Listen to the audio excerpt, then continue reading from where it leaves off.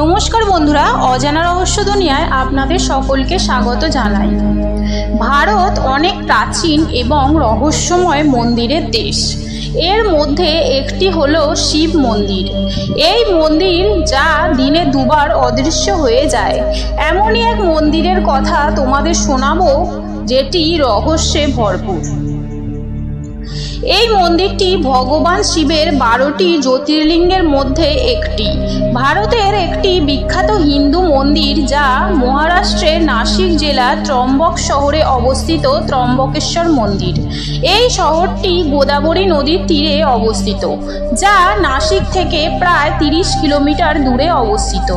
এটি হিন্দুদের জন্য একটি অত্যন্ত পবিত্র স্থান। এই মন্দিরটি সমুদ্র উপকূল থেকে কয়েক ফুট দূরে এবং আরব সাগরে অবস্থিত। দিনে দুবার জোয়ার আসে এবং এই মন্দিরটি সম্পূর্ণরূপে জলের নিচে ডুবে যায়। সম্প্রতি রাজ্য কর্তৃপক্ষ শীর্ষে একটি চূড়া তৈরি করেছে, যা জোয়ারের সময় দৃশ্যমান একটি অংশ। যখন জোয়ারের পর ভাটা পড়ে তখন ভক্তরা মন্দিরে যান। ভক্তরা সেখানে গিয়ে প্রার্থনা করেন এবং ফিরে আসেন।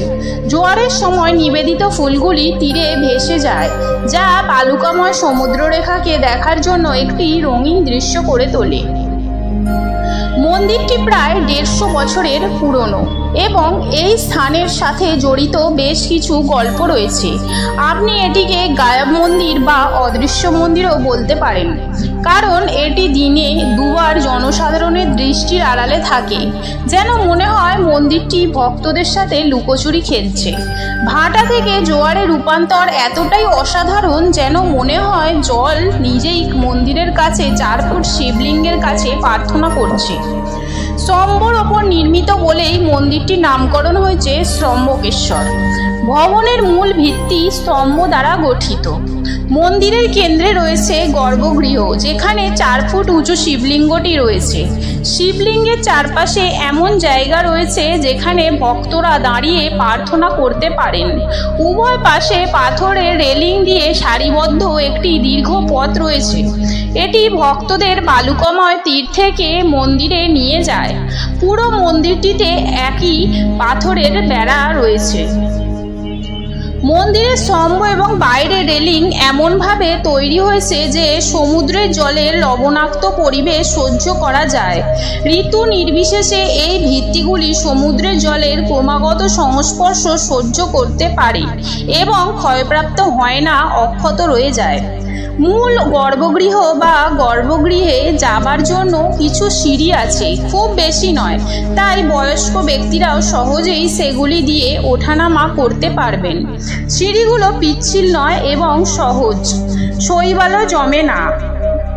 মন্দিরটিতে অত্যন্ত দক্ষ নিষ্কাশন ব্যবস্থা আছে, যাতে জোয়ারের পর জল সহজেই চলে যায় এবং জমা হয় না।